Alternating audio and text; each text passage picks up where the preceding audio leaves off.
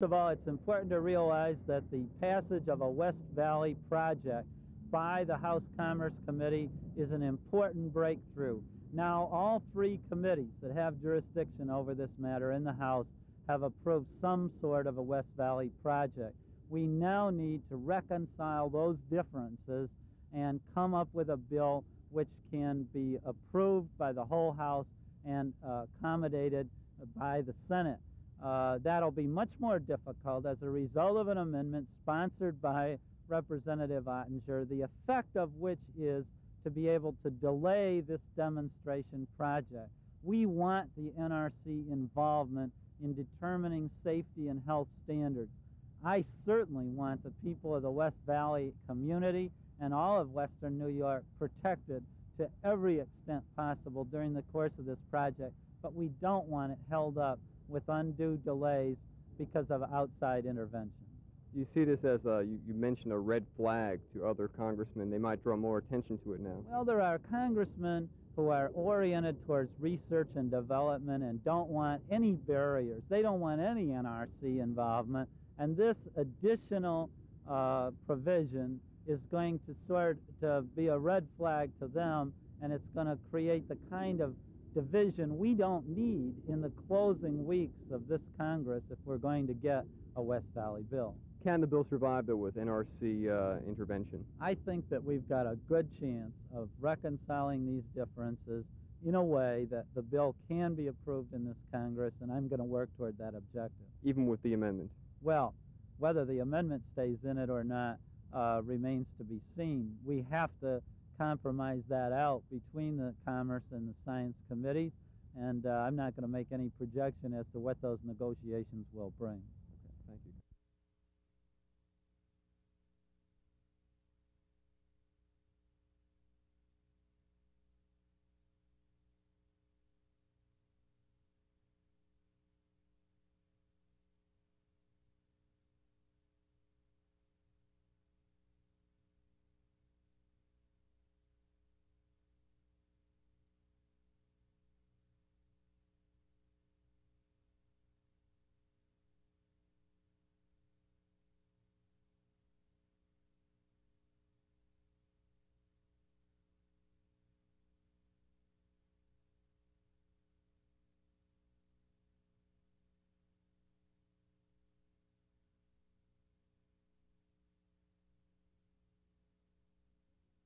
Effort.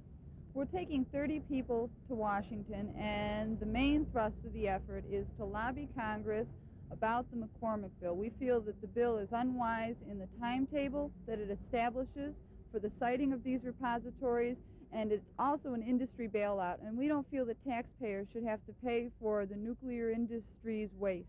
Give us a little background on the bill itself. The McCormick bill calls for the siting of 4 high-level waste repositories by the end of 1984. West Valley and the Finger Lakes region are being considered as one of these repositories. The bill provides for the federal government to pay for the storage of the waste, and it also allows for no local input into the siting of the repository. It's a federal preemption of states' rights, and we're against this.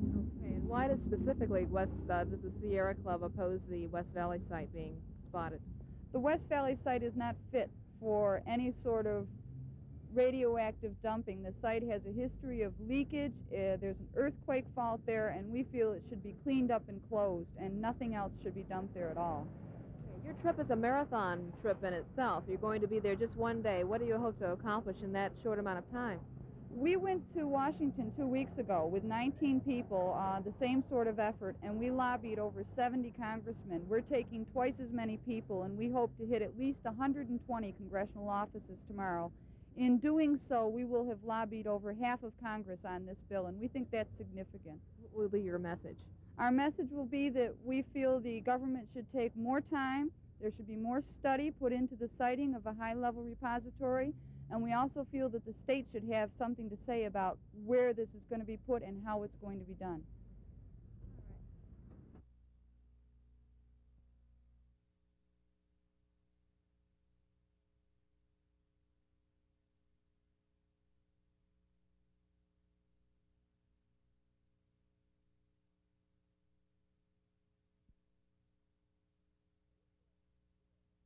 A radioactive spill at West Valley is called minor by Albany environmental officials. Marie Rice flew over the nuclear waste burial site in Cattaraugus County today and has the report. Late yesterday afternoon, workers at Nuclear Fuel Services were pumping rainwater from a trench holding radioactive water. A coupling connecting a plastic hose carrying the water from the trench to a nearby lagoon broke. About 1,000 gallons spilled onto the clay soil. Officials from the Department of Environmental Conservation in Albany term it a minor accident, which didn't even have to be reported under federal regulations. John Spagnoli from the local office doesn't have program responsibility, but agreed to speak for Albany DEC officials. How can any amount of spilled radioactive waste be considered minor? The quantities were small and the concentrations were minuscule. So it's like talking about lightly dirty water or just dusty water or something. It's not a major amount and it's not a major spill. West Valley activist Dr. Marvin Rezhnikoff is not willing to dismiss the spill as minor. They have put a large amount of radioactive material into the Cattaraugus Creek watershed over the years, since 1975. We've asked the Department of Environmental Conservation for that information. It's just not, this is not one isolated event. They have continued to put that material into the Cattaraugus Creek watershed. Late this afternoon, John Spagnoli told News 4 that the site of the accident has now been decontaminated, and a check with the Geiger counter shows 0. The only open questions then are what has gone into the creeks, Erdman, Buttermilk, Cattaraugus, which eventually flows into Lake Erie. Officials are waiting for the results of water samples sent to Albany labs for analysis. Marie Bryce, News 4, West Valley.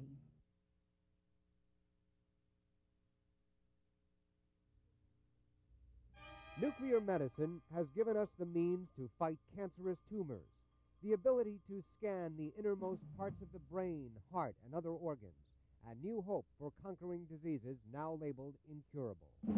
But there is a price we must pay for this advanced technology.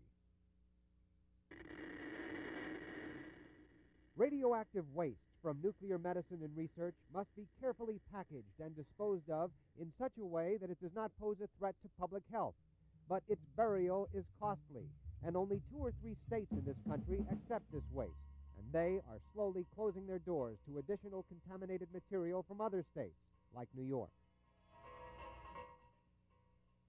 West Valley, with its already established series of underground trenches, was one of the only remaining hopes of nuclear scientists and doctors in Buffalo and across the country to dispose of their radioactive waste. But on November 12th, State Energy Commissioner James LaRocca dashed those hopes with this announcement. That problem has to be solved on a plane higher than the West Valley problem. The low-level burial ground at West Valley has had too many problems and is too closely identified with the rest of the facility to really be a viable option for us at this time.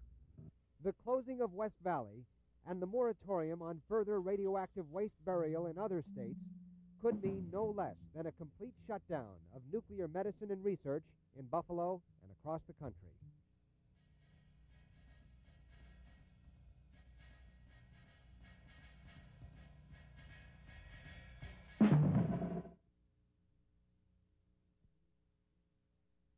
I believe this agreement marks a new era for the federal government in assuming its responsibilities for dealing with this very, very difficult problem of nuclear waste disposal.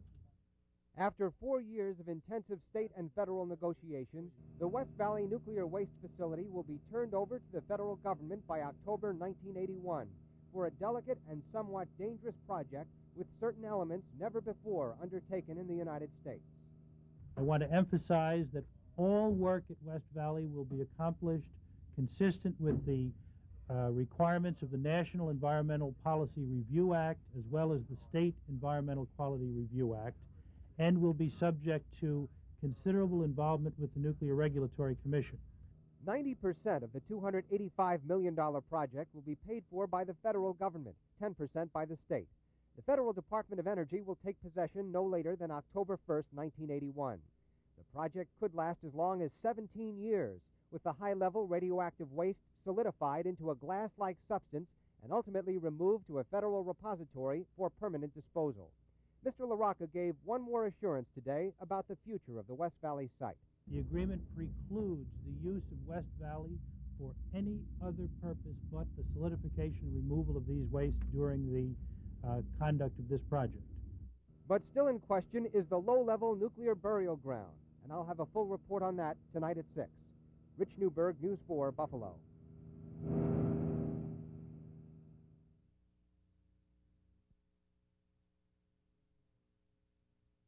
Well, West Valley, it seems to us, is a very reasonable place to put the materials. As you know, there's an enormous amount of radioactivity now stored at West Valley, and what we would, over the next few years, add to that from this medical work would be a drop in the bucket.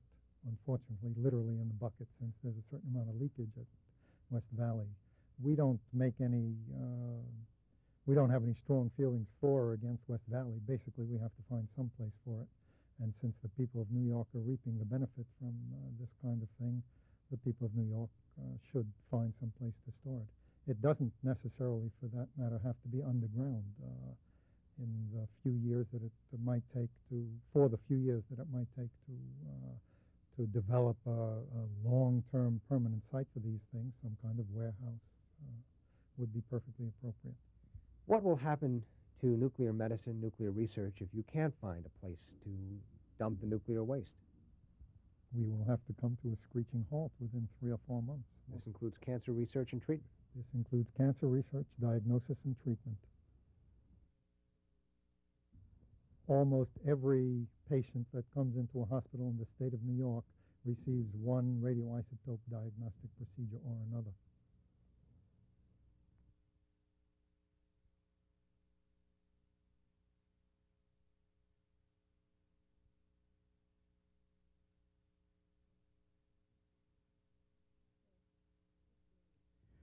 Well, this burial ground is not in good condition. It has leaked radioactive materials. There was a recent leak last week. It's not a little rainwater which has accumulated in the trenches, but over 3 million gallons of water have been pumped out of those trenches and sent to the reprocessing plant, where some of the radioactive material has been removed, but not all of it. For instance, one of the radionuclides, tritium, is released entirely into Cattaraugus Creek and into the water intakes, in effect, for the South Townsend from Buffalo. So the burial ground is not performing well now. It will not perform better in 10 years. It's endemic to the site itself. You dig a hole in the ground, you fill it full of material, and the hole fills with water. That is what happens to a hole in the ground. It fills with water when the ground itself is saturated with water. And then those trenches have to be pumped out, and 3 million gallons have already been pumped out of those trenches. What do you think should happen in this low-level area then? These types of burial grounds in areas that have large rainfall require continual maintenance, as West Valley site and other sites show. Maxey Flats, Kentucky, Sheffield, Illinois, all places which get large rainfall. It is easier to maintain a building than it is to maintain a burial ground. You just have to make sure that the roof doesn't leak. And we've suggested that the material be put in above-ground bunkers or buildings rather than in the ground in a burial site.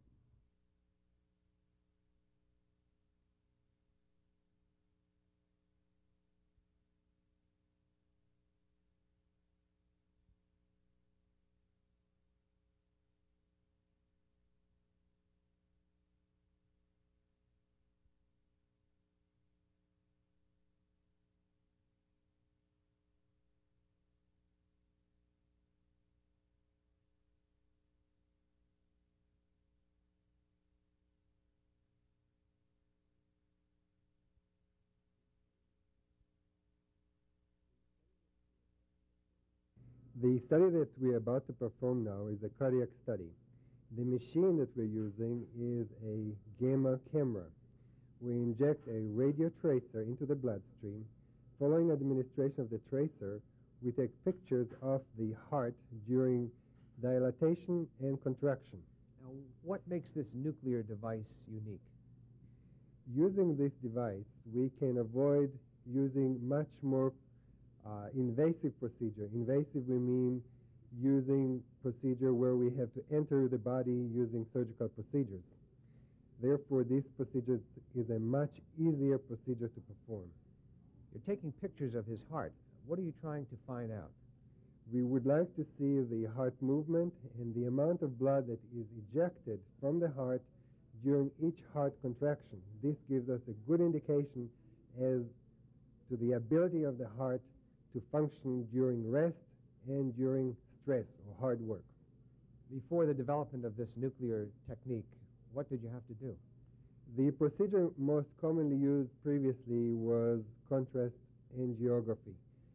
This involved catheterization of the heart with a catheter that was introduced through the arteries into the heart. It's a procedure that is much more dangerous, although it's still the golden rule of this type of information that we obtain. If you could sum up what nuclear medicine has done for medical science, what would you say? The advances in nuclear medicine has improved patient care tremendously in the past few years. We feel that nuclear medicine is one of the important branches of medicine to diagnose, treat, and investigate disease. Doctor, what has nuclear medicine done in the fight against cancer? The fight against cancer has also been advanced using nuclear medicine procedures. Nuclear medicine provides the physician with pictorial view of many types of cancers and helps the physician in diagnose cancer at a much earlier stage than previously.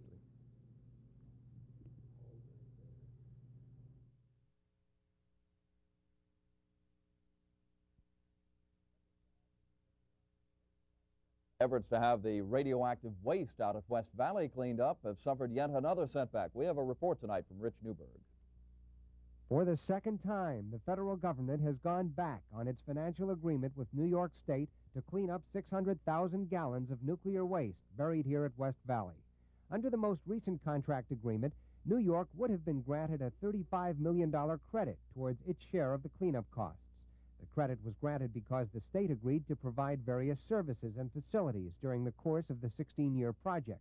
Well, now, federal energy officials want New York to have only a $12 million credit, which means we as taxpayers would have to shell out $23 million in cash for the cleanup effort. Congressman Stanley Lundeen did not take the matter lightly. These people are second-guessing even their own negotiators and suggesting that the amount ought to be lower. You have sent off a letter to Energy Secretary Edwards. What are you asking for directly?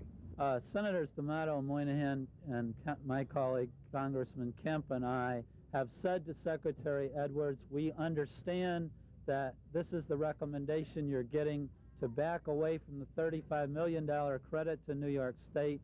We believe that this is against the word you gave us in a joint meeting earlier this summer. We call upon you and the Reagan administration to make good on its commitments, to go forward with West Valley, and to make good on the commitments that the federal government has made to New York State. Then there was this reaction that came today from State Energy Commissioner James LaRocca, who said the federal decision is another double cross in what seems to be a series of double crosses. It was only last October when President Carter came to Western New York to sign the federal agreement with the state of New York to clean up West Valley. Now, people are wondering if the Reagan administration will honor that commitment. Rich Newberg, News 4, Buffalo. Western New York's biggest and most costly cleanup project may be delayed because of new problems with the federal government. Rich Newberg reports on the latest setback at West Valley.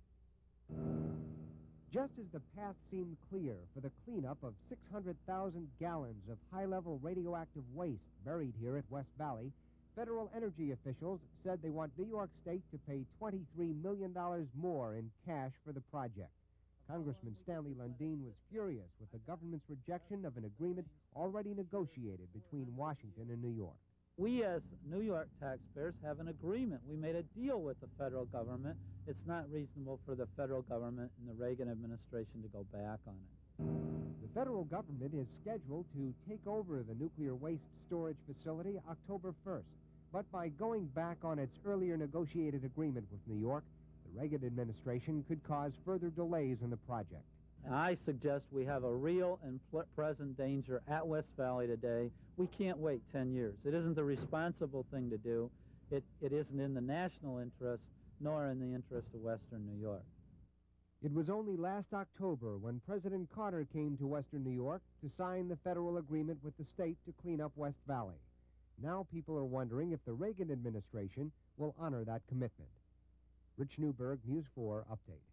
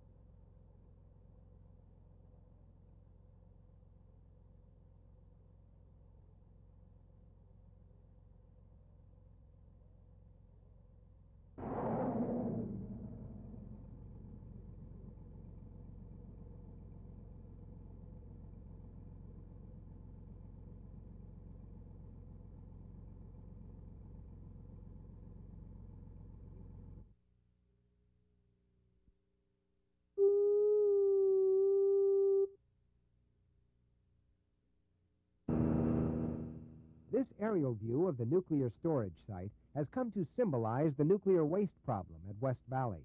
But the real problem lies underground, where giant storage tanks contain high-level liquid radioactive waste, and where trenches contain 12 pounds of plutonium and all sorts of contaminated radioactive material.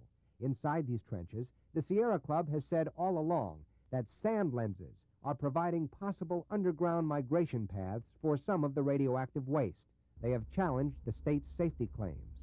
The theory of impermeable clay is developing more and more cracks and fractures. The latest crack in the state's safety claims, according to the Sierra Club, concerns a line of bedrock that is supposed to act as a shield against any possible radioactive migration. But the Sierra Club has found that the rock in question is 1,000 feet shorter than what is presented on the state's geological survey, and that in fact the composition of the rock would make it a poor shield against migration. You can actually go up and pick a piece of the shale out of the bedrock. It is so flaky. So it is clearly not a barrier in any sense of the word against migration of material. There has been a noted increase in the area showing small amounts of radiation around the nuclear storage site, but state officials say this was the result of a filter blowout in the stacks when Nuclear Fuel Services was operating in 1968. The amount of radiation is not believed to pose an immediate health threat, but state officials say they will review any new evidence gathered by the Sierra Club. Rich Newberg, News 4, Buffalo.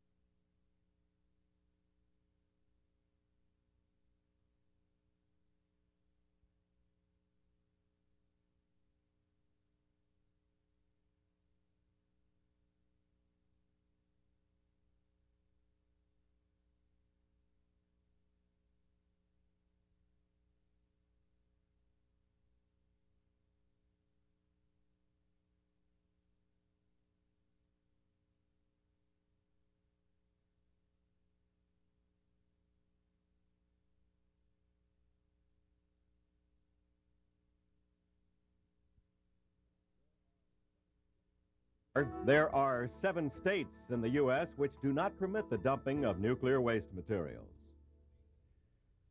Everyone agrees we have to find a permanent storage site for our growing stockpile of nuclear waste. The trouble is, everyone also agrees the site should not be in someone else's state, not their own. So this week, after heated debate, the House Energy and Commerce Committee approved a bill calling for an extensive federal study of where to stow the radioactive material with close consultations of all the states. Opponents argue that waste sites are dangerous to any community. But there is a town in Texas that wants one to help its economy.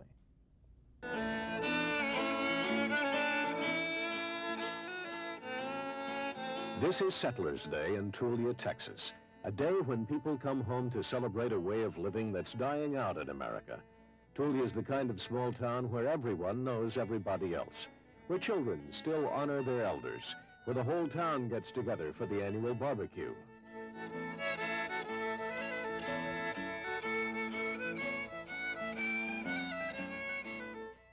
In the flat prairie just east of Tulia, where hail wiped out the wheat crop earlier this summer, a drilling rig grinds into the earth day and night, a symbol of what could be an economic revival for Tulia, or an ecological disaster. For Tulia is one of the dozens of sites being considered as a final repository for the nation's millions of gallons of highly radioactive nuclear waste. It's a problem that grows bigger every day. Even if we stopped every nuclear reactor from generating even 1 more kilowatt of power, we'd still have to deal with all the radioactive garbage that we have already accumulated. It's now in the hands of the Department of Energy here in Washington, and the solutions they choose will affect thousands of people in towns like Tulia, Texas.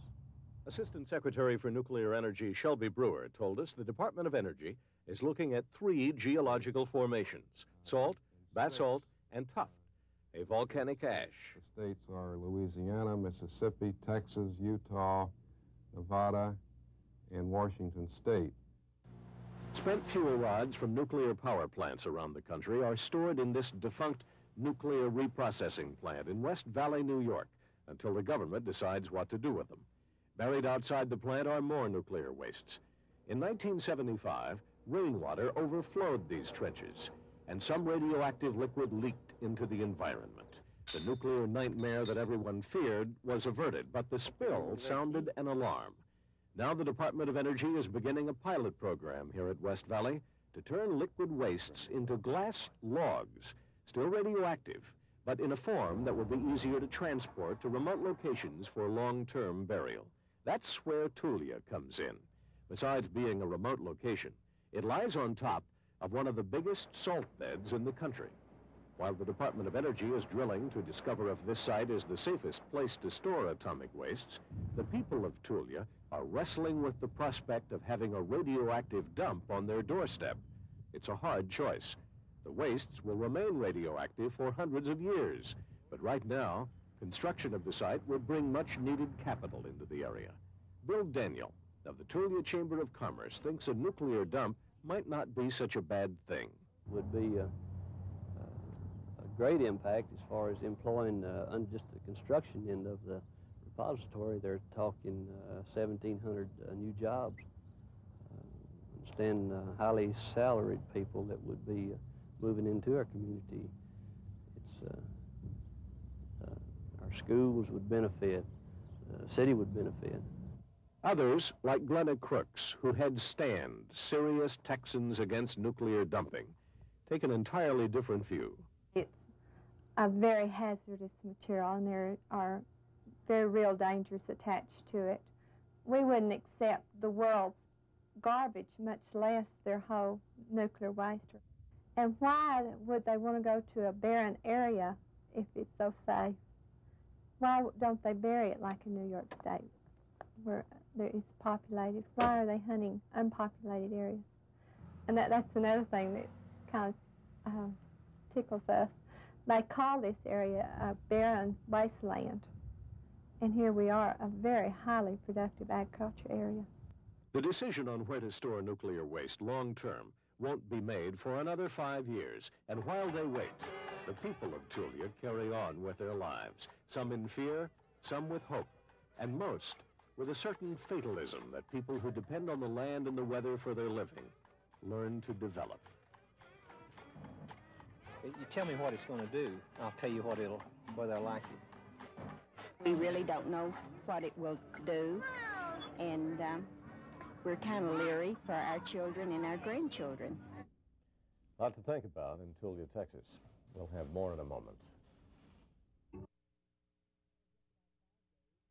Well, in just about 5 days, the federal government takes possession of the nuclear waste facilities at West Valley. That's about 30 miles south of Buffalo. The cleanup effort will be one of the most important projects of its kind ever undertaken in the United States. And today, top federal energy officials came to Western New York to receive some citizen input and spell out their own intentions. We want to be good neighbors, and we want to work with you. Thank you. Encouraging words by a federal spokesman to a group of citizens concerned about their environment. The task ahead at West Valley is monumental. Under this section of land and inside a holding tank identical to this scale model sits 600,000 gallons of high-level liquid radioactive waste. Over a period of 16 years, the federal government and Westinghouse Electric Corporation will attempt to turn this liquid waste into a solid glass or ceramic-type substance, possibly to be shipped off to a federal repository still to be designated. It will be a delicate operation, and a citizens panel led by Peter Skinner appeared to be very concerned about citizen input. The technologic difficulties of the project, the public sensitivity of the facility, and the hazards of the undertaking all underscore the need for careful planning and public involvement from start to finish. I promise to keep you, the community, fully informed of what we're doing and what we plan to do every step of the way.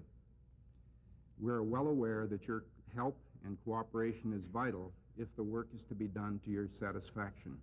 Farmer Emil Zimmerman was concerned about liability if there were an accident.